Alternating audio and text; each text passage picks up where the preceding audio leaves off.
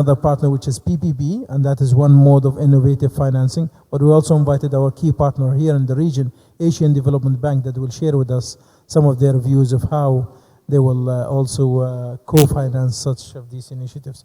But before that, I would like to continue the share of national experience to play a major role in regional connectivity and invite our friend here, Abdullah Bushak Shorak from the Turkish Railway Authority to share with us how Turkey has managed to build its own within the country regional connectivity and also be part of the regional connectivity of the broader region between Asia and Europe.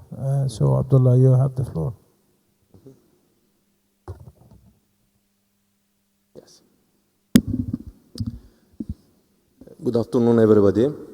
I come from Turkey. I have worked with Turkish State Railways, and I give a presentation regarding with the Turkish State Railways, and our presentation content of the 8 main items. One of them historical development of railways, current situation, TCDD investment allocation, operations, important investment projects, liberalization and reorganization of railways, IDB projects, target of the railway sector, and improvement regional transportation.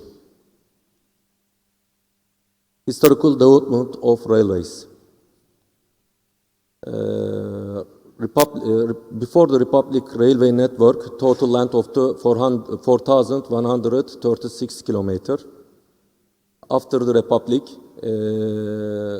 additional 3.7 thousand kilometers of railway line constructed, average 134 kilometers by year. From 1951 and of 2003, total construction railway line approximately 1,000 kilometers, average only 18 kilometers per year. But at least 12 years, railway sector became a state policy. 1,800 kilometer railway constructed, average 150 kilometers per year, and ongoing construction. 3,000 kilometer railway line is construction ongoing one. Current situation. Organizational chart, there is an important slide, only 19 main departments and the 8 regional directorate, board of directorate, executive TCDD, and 5 deputy general directorate, affiliated company, 3 of them is. I give an explanation, another slide. Okay. Organizational charts, 8 regional directorate, 7 ports, but 5 of them is the operational right is transferred by the private company. 3 affiliated company, Tulemsash, Tuvesash, and Tudemsash. 4 shareholdings, establishment since the 2003. Aim of these shareholdings, national railway sector, increasing railway national sector, and the 5 factories generally products, sleeper, switch point, and the rail weldings. Current situation, 8 regional directorate. One of them is the high-speed train regional directorate, located at Ankara.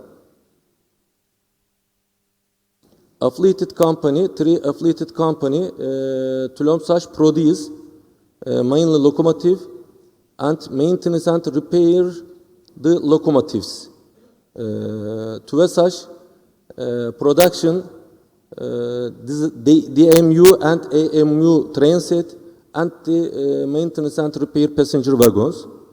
Tudemsash at produce freight wagon and maintenance and repair freight wagons. Located Eskişehir, Sakarya, and the Sivas city. Rolling stock park, high-speed train set 13, AMU 117, diesel multiplied unit 80, electrical main locomotives 106, diesel main locomotives 439, freight wagon approximately 20,000, passenger wagon 900.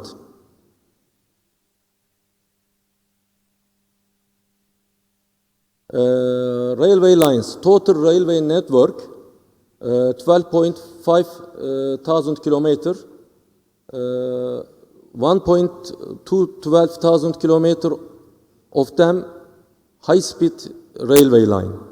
The another section is conventional line.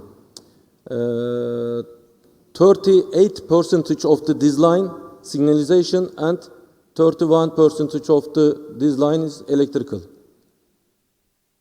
TCDD investment allocation, this slide is very important for TCDD because of the became of the state policy. You can see the 2003 only 250 million TL investment allocation, but at the moment per year 5.3 million TL. Approximately 21 times increasing to the allocation of the TCDD investment. Operations, freight transportation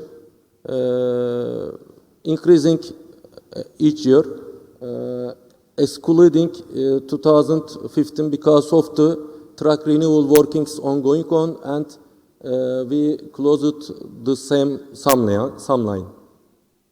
Okay, passenger transportation increasing 180 million passenger transportation by the railway.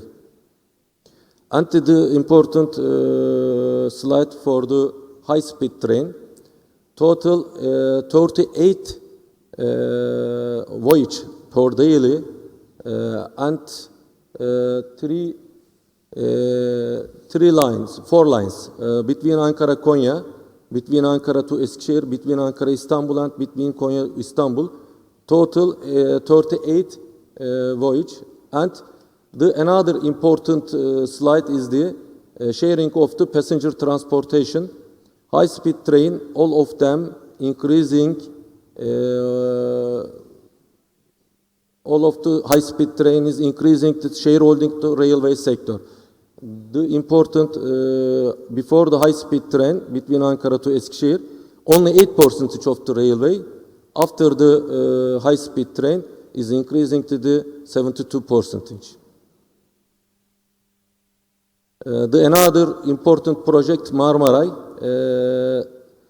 some part of the ongoing on, but important section is open, and only one day to 100,000 passengers traveled.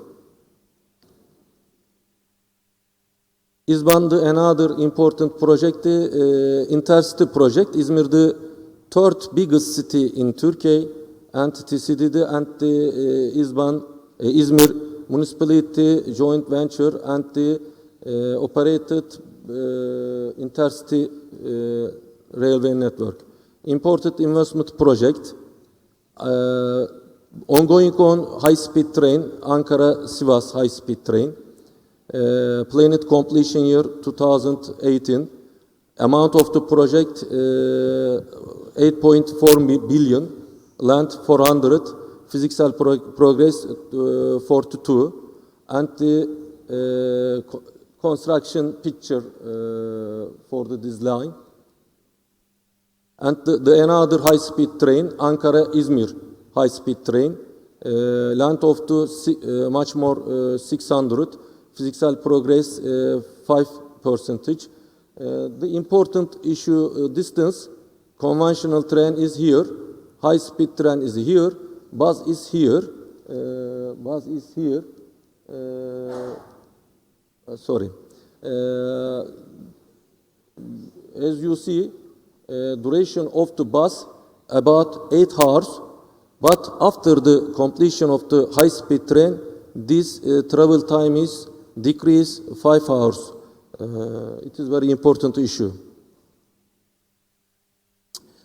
Some pictures of the construction of the high speed. Okay. Bursa Bilecik high speed train. Bursa is the fourth biggest city in Turkey, and there is no any connection railway line up to now. And at the moment, railway construction is going on. All of the information is included to this slide. It is the similar.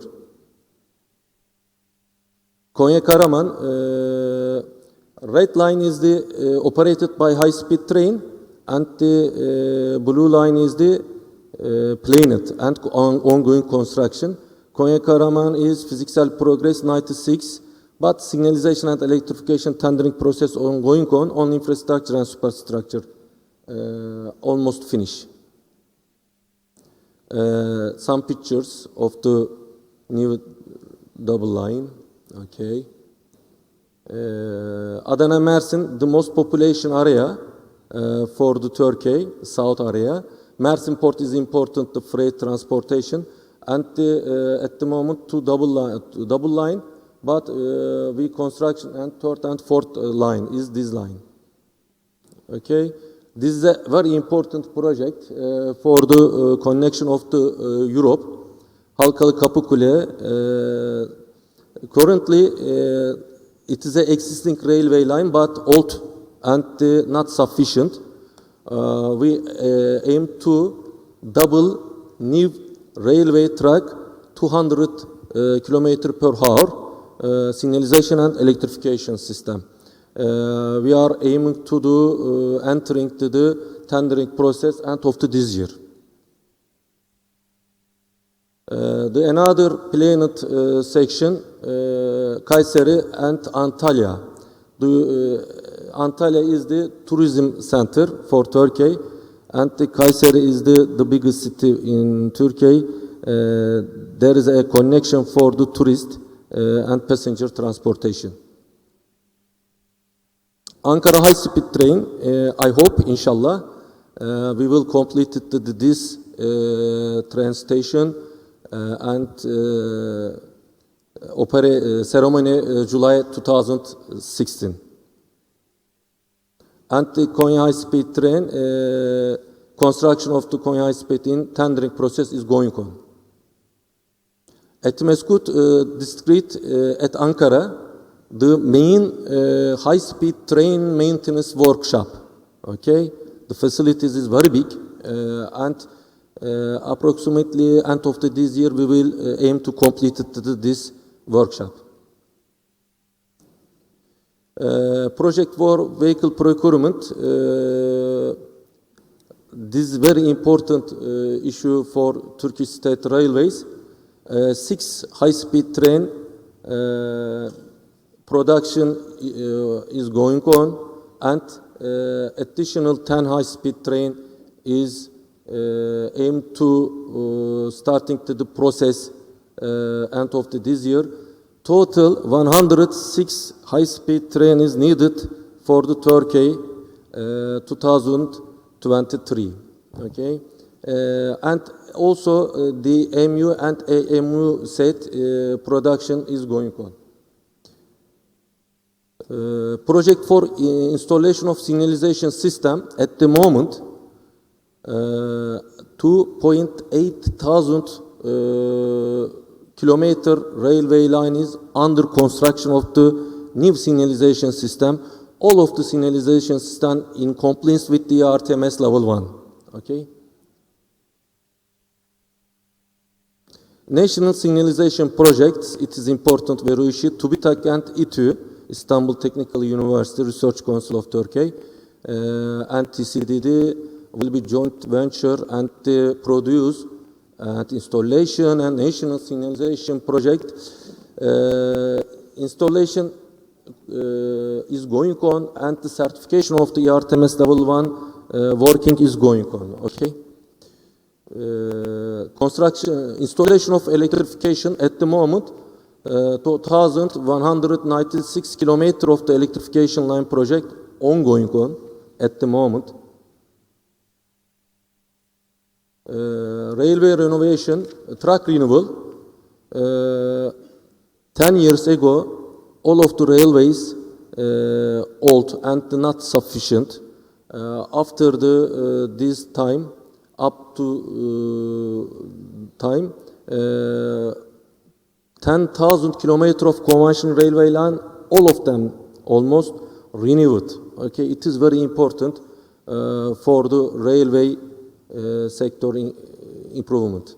Liberalization and reorganization of railways, it is important slide.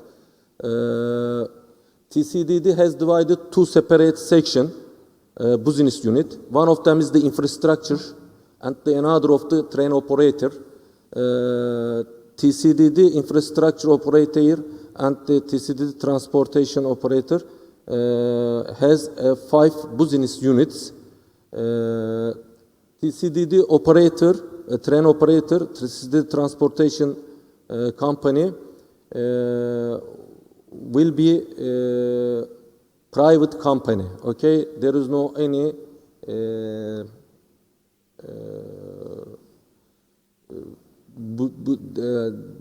separated aim to TCDD in compliance with the European Union regulations and the increasing of the railway sector sharing and enter the private sector. At the moment, there is no any private sector passenger and freight at Turkey, but after this process completed, private company enter the TCDD infrastructure and the transportation. Okay. IDB projects, up to now, electrical locomotive projects, all of the information about the IDB project. 80 electrical locomotives delivered to the TCDD, and all of them is operated by the TCDD line. 2020 million US dollars from IDB. Okay. The another project, a 6 high-speed train project procurement, 174 million euro from IDB. And end of this year, this project will be completed. Okay. Railway track project, procurement of the rail. Procurement of the rail in order to track renewal projects. Okay. Total 172,000 ton rail delivered and 1,400 kilometer track renewed this using the rail. Okay, target of railway sector and improvement regional transportation. Target of railway sector, establishment of the high-speed train network, 10,000 kilometers. Establishment of the conventional train network, 4,000 kilometers. Rehabilitation of the existing railways, establishment of national railway industry, development of the legislation and the infrastructure for logistics, liberalization of the sector and restructuring of state railways, electrification and signalization of railway lines. The last slide, improvement regional transportation. I think 6 main items. Renewed and sufficient infrastructure, superstructure and rolling stock.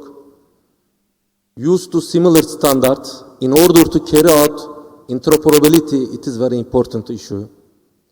The most problem in railway sector, railway gauge, for example.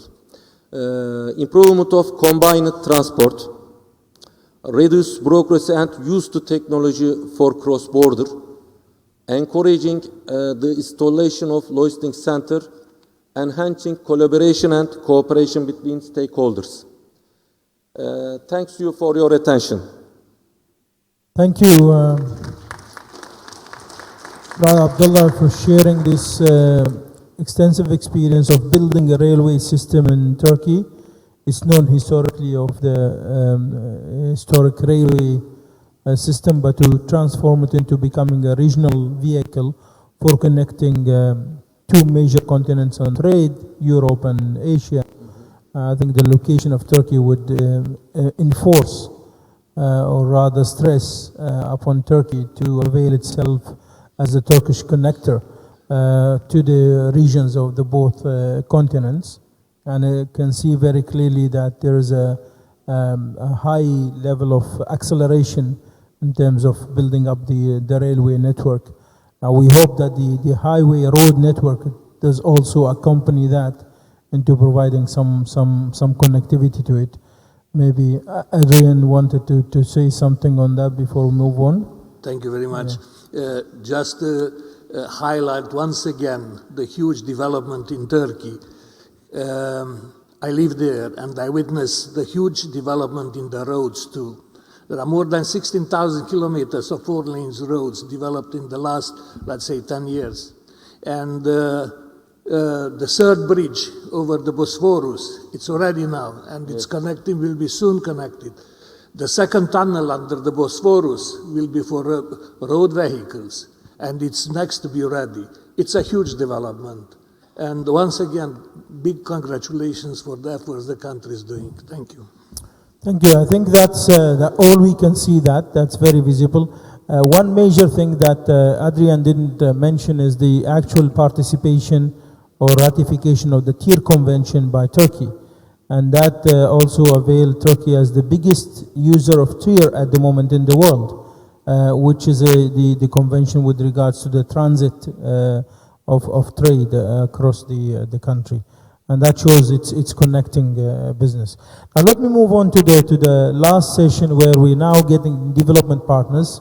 Mainly here we have Asian Development Bank, JICA, and then Islamic Development Bank to tell us more about their role as MDBs in mobilizing resources towards building up networks and infrastructure. So we'll start with Mr. Arjun Goswami. He is the Technical Advisor for Regional Cooperation and Integration at the Asian Development Bank. So Mr. Arjun, you have the floor, please.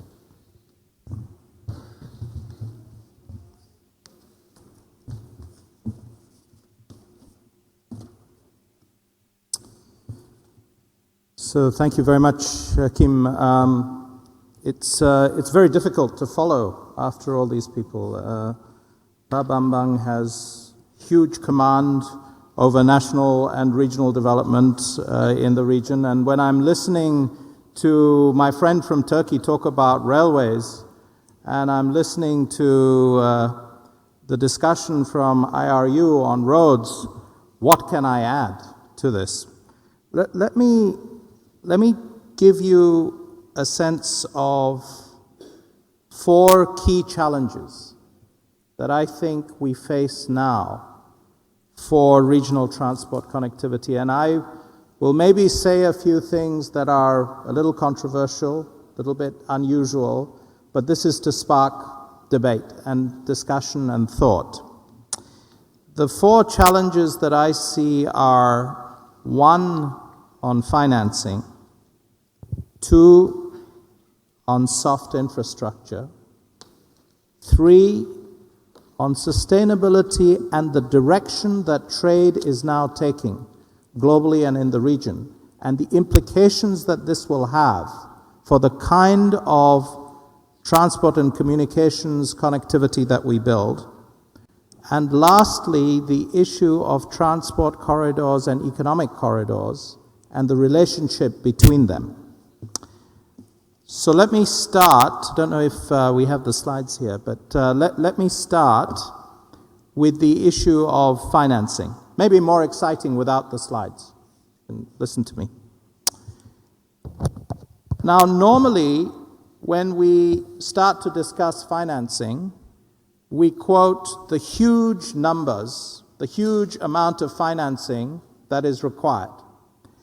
And, you know, a number which we put out there, we in the ADB, is quoted very, very often. Others are also quoted, but our number of 8 trillion for the period 2010 to 2020, there's almost no conference where that number isn't quoted. 1 trillion a year, it's about 320 billion for regional connectivity, out of which 70% is transport. Now, Given that, you would assume that it's just all about the money. Now, there is an aspect of the financial gap financing that Pa Bambang kind of alluded to. And that is, no matter what is done by way of government budget, no matter what is done by way of multilateral institutions, you still need private sector financing to come in. So, what are the types of financing, private sector financing, that are available? If you want, let's say, about 40% of that trillion a year to come from private sector, because gap financing suggests that about 40% would need to come from there. You can have it in the form of equity, you can have it in the form of bonds, you can have it in the form of commercial bank financing. Now, we're having this conference in Jakarta. So, even though people talk about the global financial crisis, we should think back to the Asian financial crisis of '97. And the lesson we learnt out of that is asset-liability mismatches. So even if you syndicate commercial bank financing, there is a big mismatch between the length of time that you need for infrastructure financing and the length of time that commercial banks have available. So this is a very tricky path to take. Secondly, let's think about equity. Well, if you think about equity, there are many different tools, but one of them, as Pa Bambang was saying, is quite rightly public-private partnerships. And I think many institutions promote that, ourselves included, but there are some cautionary notes about this. First of all, when you look at the databases, you find that whilst our region, the Asia-Pacific region, has done quite well amongst developing regions, only Latin America does better than us. Relative to the global average, we've done much less well. Really, only 3 countries have moved forward fairly aggressively so far: India, PRC, that's China, and the Philippines. Indonesia is making some strong strides, but I think the fact is that progress has been quite slow, and we have to ask ourselves why. It's because you need legal infrastructure, you need PPP centers, you have to do a lot of things before PPPs develop. And one big cautionary note: if government budgets get used up on PPP, you then don't have, at a time of declining fiscal space, enough left over to handle maintenance and other issues. So there are many tricky issues involved with regard to PPPs. It's not to say it isn't important, but we have to be aware of it. Bond financing is potentially a very attractive route, local currency bond financing in particular. But again, you have to do many things to get local currency bond financing going. You need innovative tools in order to have bond financing instruments that would allow for infrastructure to be invested. It has some major advantages which we'll come to in due course. Given all of this, you need to still have a lot of sovereign financing. That's necessary in order to cover this. Those are some of the issues with regard to financing. But even if you finance correctly, the most critical issue, in my opinion, if you're doing PPPs, it's bankable projects. If you're doing sovereign, it's project preparation. Project preparation, project preparation, project preparation. That is key. And it has to be high-quality project preparation. Sometimes people think of environmental and social safeguards as baggage that one shouldn't have. I could say, well, it's part of the requirements when you get involved with multilateral institutions. But I think the bigger argument for it is not that. It is that countries are now electing governments based on aspirational politics. This country is true of that. You're seeing it sweeping all across Asia and other parts of the region. And young aspirational voters expect environmental and social issues to be properly handled. So you can't do things the old way anymore, if it ever was possible. There are other issues with regard to project preparation, and when our friend from Turkey was talking about some of those on rail, there are significant issues, not just on interoperability, but on all sorts of other issues, road safety issues, etc. So let's talk a little bit about what we in the ADB are doing relative to this financing issue. First of all, since 2006, which is a decade ago, we have had a regional cooperation strategy in place, which has 4 pillars to it: cross-border infrastructure, trade and investment, monetary financial cooperation, regional public goods. Out of those 4, the huge bulk of our lending, which in terms of regional cooperation was about 3.8 billion at the end of last year, 70-80% of it is in cross-border infrastructure. And transport is about 60-70% of it, so that tells you how big that is as a sector. But I think going forward there'll be a challenge, because we have to combine transport and trade. We have to combine transport with new tools of monetary and financial cooperation. We have to combine transport with sustainability on climate change. So it means combining up these pillars. That's not easy. How should we do this? What are the engine rooms that we are using? Well, the ADB has used the engine room of sub-regional cooperation programs. Now, in Southeast Asia, one program that has done well, it's been a pioneering program, has been the Greater Mekong sub-region. This is 6 countries: Cambodia, Laos, Thailand, Myanmar, Vietnam, and 2 provinces in China.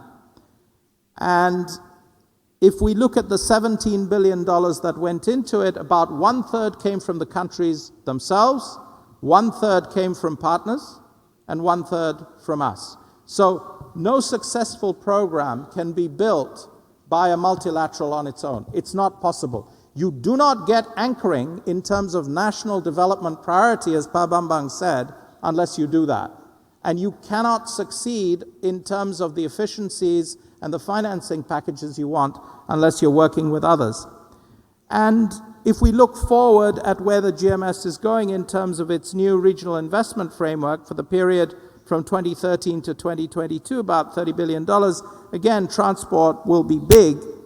But here's the message. I think that going forward, there will be new instruments that will become very critical, not just for the money.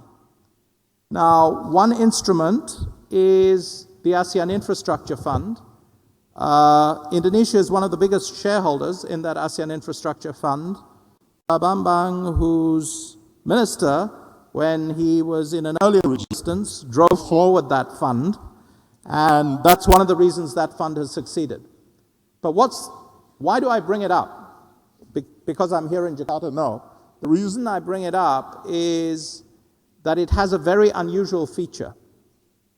In addition to the $500 million of equity which was invested in by the 10 ASEAN member countries plus ADB, it plans to float bonds by 2020, and those bonds will become reserve asset eligible. Central banks are very jealous about their reserves. They do not like pouring their reserves into infrastructure financing. They only do it if you can make it reserve asset eligible. This experiment seeks to do that. So this is a way in which bond financing, which I was referring to a moment ago, can be made to work, right? Now, let's think about some other parts of the region. In Central Asia, you've got the 10 countries that form the Central Asia Regional Economic Cooperation Grouping, CAREC. There's an 11th member that I hope will come soon, Georgia, hopefully this October at the CAREC Ministerial.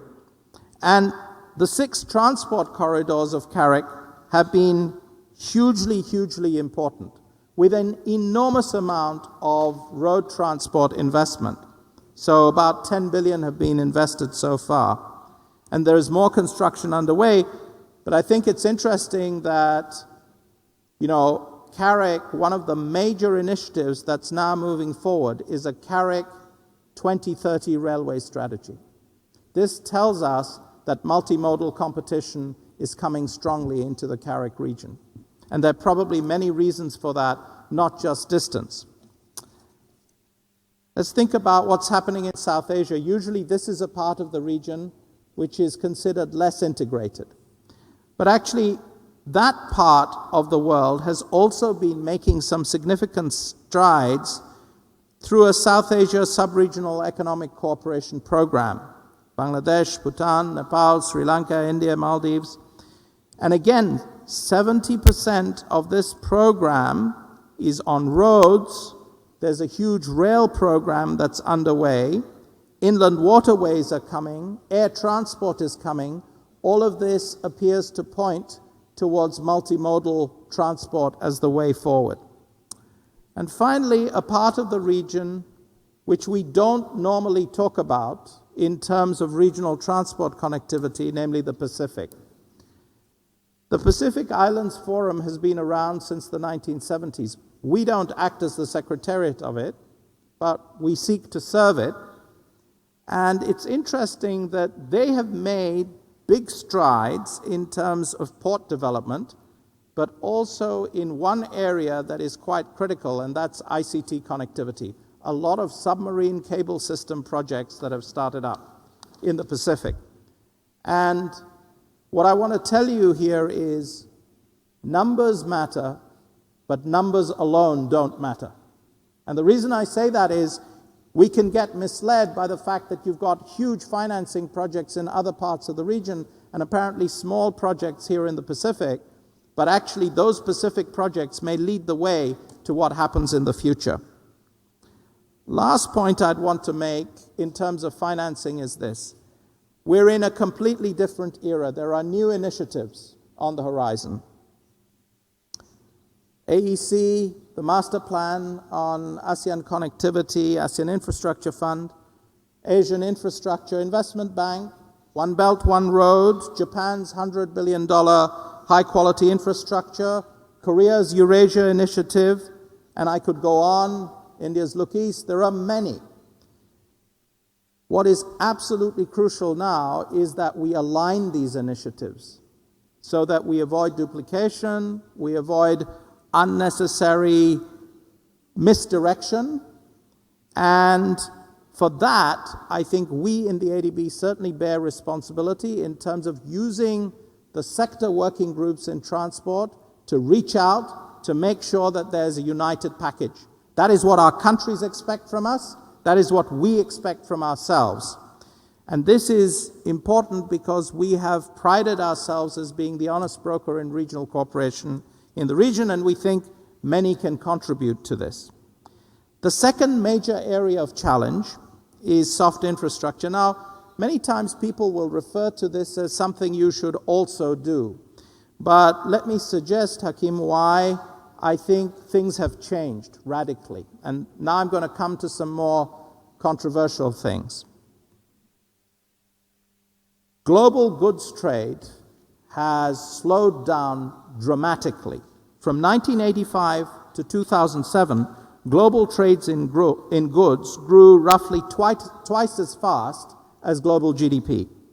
And if you look at that period of time, it was about 3.8% of world GDP in 1985, 26% of world GDP by 2007, just before the global financial crisis. But what's happened post the global financial crisis is that it has receded much below GDP growth, and there are probably several reasons for it. Partly it's commodities slowdown, but it's not just that. Intermediate goods trade has slowed down, finished goods trade has slowed down. And therefore, we are seeing a big change in the direction of trade and manufactured goods trade. Therefore, transport connectivity, regional transport connectivity, has to be much more competitive if it is to capture a portion of this shrinking manufactured goods pie.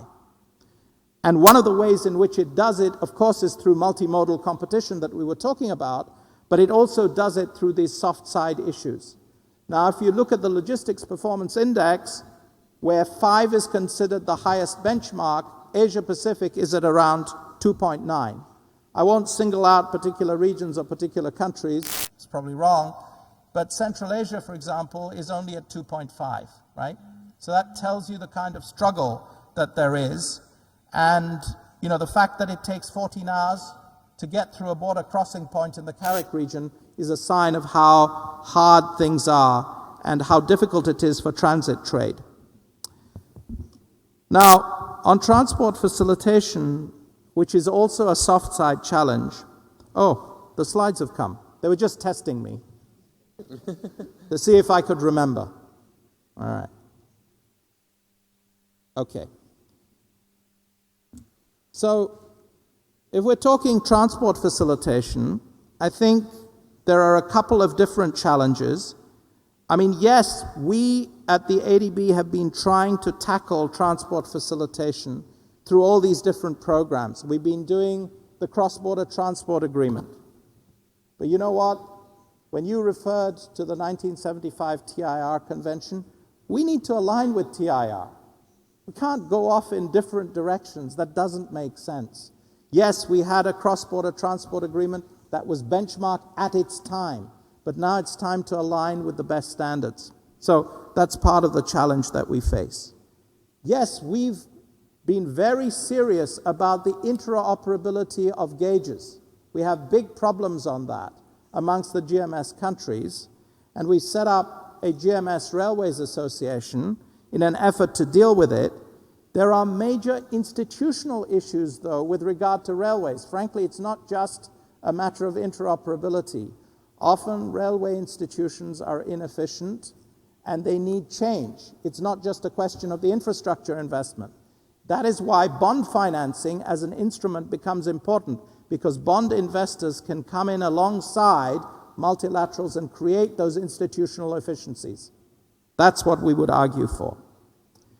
Finally, motor vehicles agreements are great, and we're doing them in South Asia. But, you know, if you look at exchanges of traffic rights, very dangerous for me to talk about exchanges of traffic rights when IRU is on the stage. But, you know, exchanges of traffic rights means you have some countries that are left-hand side, other countries that are right-hand side drive. You want the truck to go through, it can't go through because of which hand side drive it is. Well, even if you have an agreement, implementing and executing that agreement is sometimes incredibly difficult. So we need to pay attention to these things. But it's becoming urgent.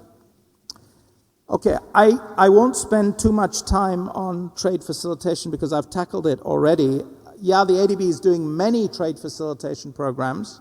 It's doing them with others, including Japan, Australia, many partners. We have corridor performance monitoring and measurement systems which look at time cost distance modeling across a route. We look at bottlenecks at border crossing points, as has been said before, in terms of time release surveys.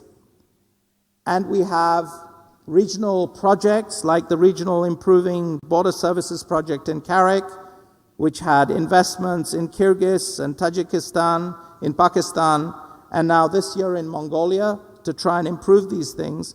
But notwithstanding that, this remains a major area of challenge. And the reason why it's so difficult is that it's not just about customs. It's about many other agencies, including sanitary and phytosanitary agencies, and you have to coordinate at the border. Not easy, as our friend from ECHO was saying. Okay, transport safety, 60% of road accident deaths are coming from Asia, so there's still a huge amount of work to be done there. Let's turn to the third area of challenge.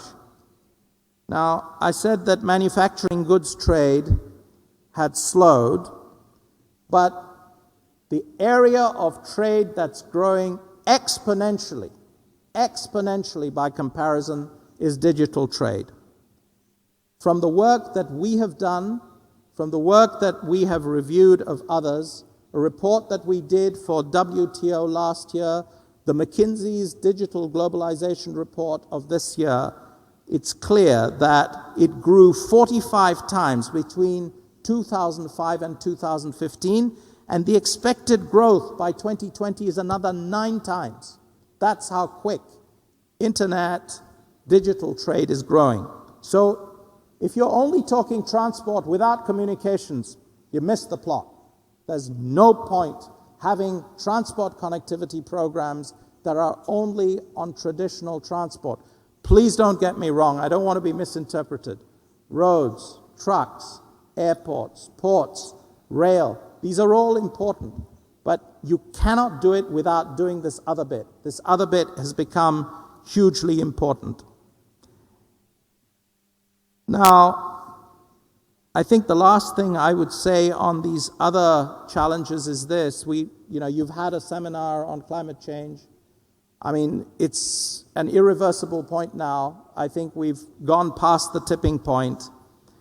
We have to move towards sustainable transport. Rail can make big strides there. I feel, slightly hesitant to say this. I know I'll have a friend on that side and maybe less of a friend on this side the moment I say it.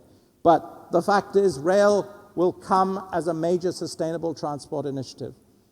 We're seeing Maersk and other shipping companies drop in terms of their container traffic. That's what's happening on manufactured goods trade, and they have large carbon footprint as well. So these are issues we have to tackle. Lastly, transport to economic corridors. Normally the way it goes is people say you have a transport corridor, then you add on transport and trade facilitation, then you add on some urban centers alongside that transport corridor, and you have an economic corridor. So it seems as though transport is necessary as a building block in order to create an economic corridor, and that's true because it creates the opportunity for private sector modes. And we've been doing that work as well in many economic corridors, including Almaty-Bishkek and many others. But here's what I want to tell you. The reverse flow, the reverse feedback is now critical. The reason I say that is if we want manufactured goods trade to come again, then it is those economic centers on the economic corridors that will generate manufacturing, services, ICT trade, and will allow transport connectivity to expand again. So it's a two-way flow that's necessary, not simply a one-way flow, but it's complicated because this requires a multi-sector approach. I can tell you that in my institution, doing something multi-sectorally is incredibly hard because we tend to think on sector lines. That is a thing of the past. I think the countries expect something different if we're to really serve regional transport connectivity.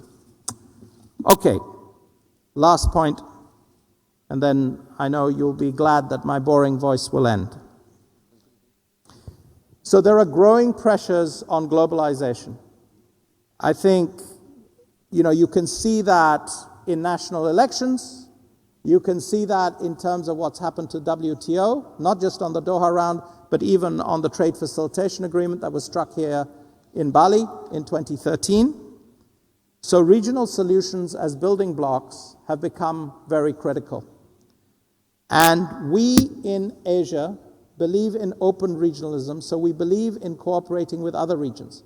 And that's why I think Islamic Development Bank is so hugely important, because you provide the bridge between Asia and other regions, and that helps to reinforce our own regionalism and our own regional building blocks. I think what we need going forward is a connectivity plus agenda, which means you have sustainable, high-quality, trade growth serving infrastructure connectivity, physical, but you add onto that the soft side, transport, trade facilitation and safety, and you add on private sector development. Without that, we won't get a growth of the regional transport connectivity that we all seek and that we all know can provide benefits. And we stand ready to do that through enhanced capital, through better quality projects, through our commitment that 30% of our operations will have to be regional cooperation by 2020, which means $6 billion out of ADB's lending. If we're a $20 billion bank, by 2020, $6 billion would have to be regional cooperation. I hope those dreams come true because, Hakeem, I will be retiring from the ADB in 2020. So please partner with us, countries and others, to help that happen. Thank you very much.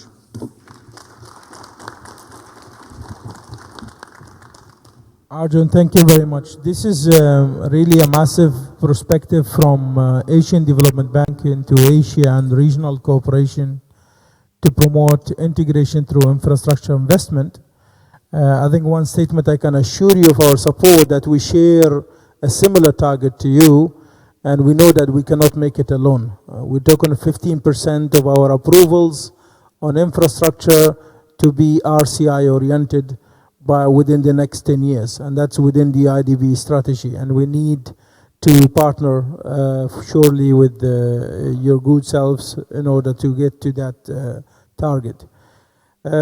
With that, I would continue with this regional perspective from MDBs by inviting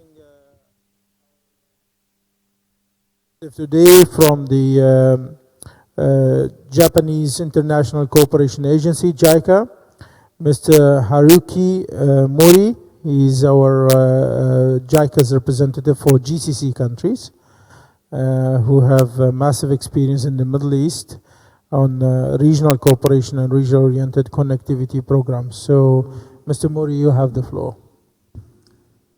Thank you very much, Chairman. So I'm very pleased to have your precious time to explain about our JICA's experience based on what we have done for last 10 or 20 years. And Mr. Arjun Goswami from ADB explained that the importance of the economic corridor just from the transportation infrastructure to economic corridor is important. So my presentation is about what is the economic corridor approach. We understand that the regions between Southeast Asia to Africa, that area would be the core of world economic development for at least next few decades. And how we could improve efficiency of transportation and communication of this area would be the key issue of development of the whole world. So we wish to collaborate with all the countries and agencies in order to promote more dynamic investment in integrated approach of corridor development. So this first picture is about this area from Asia and Arab world and Africa, and some corridor program that JICA have devoted for last 10 years. We have dedicated to support corridor project and would like to expand and improve this approach in all the region among Japan, Asia, and Africa. In many of the developing countries having remarkable economic growth, and large cities play the role of the trade and business hub and driving force of growth, while the development going forward in urban areas increase the attractiveness to population and investment, but the development in rural and especially in inland areas tend to fall behind. As a result, acceleration of over-concentration in large cities, and which cause disordered expansion of economic inefficiency and widen regional disparities. So the benefit of corridor development are enormous in creating a larger and further productive market and helping countries diversify their economies, enhance economic competitiveness, reduce costs, improve productivity, and eradicate poverty. And just some of the corridor program we have dedicated is some example. For example, in the Southeast Asia, East-West Economic Corridor, Southern Economic Corridor, and Maritime Asian Corridor, and institutional connectivity for economic corridor. And actually, our corridor approach is starting from Southeast Asia, and now we are more discussion in South Asia and Africa, and also the Central Asia is a big issue, how we could develop some more efficient corridor approach. So there are several corridor approach we are now promoting. And this is just the concept of our corridor development approach. And one of the key is to formulate the master plans. Master plan has long-term development vision, looking to the regional economy 20 to 30 years ahead with multi-sectorial and wide area perspectives beyond the boundaries of nation and regions. It comprehensively designs corridor infrastructure development, transportation, energy, communication, logistics, and trade. And those are the foundation of economic activities, as well as the industrial development strategy in agriculture, mining, commercial, and industrial sectors, etc. And also, introduction of the participatory approach is encouraged in planning to promote social sector development, such as medical care, public health, education, and environmental and social impact assessment are also carefully considered and integrated into the plan. And there is an example of the component of infrastructure and industry development and social sector development. So this picture is conceptualize the corridor development. The corridor is not just the connecting A to B. Something more activities between A and B. So especially the landlocked countries connect with corridor via intra-regional value creation to global market through the port or actual transportation road, railway, and the marine. So it should develop the growth belt, not the line, the belt that is important between landlocked country to the port. And that belt, concept of the belt, increase the economic activities. And also the multimodal transportation infrastructure is the point. We should materialize the efficient multimodal transportation, and which should attract private companies' investment.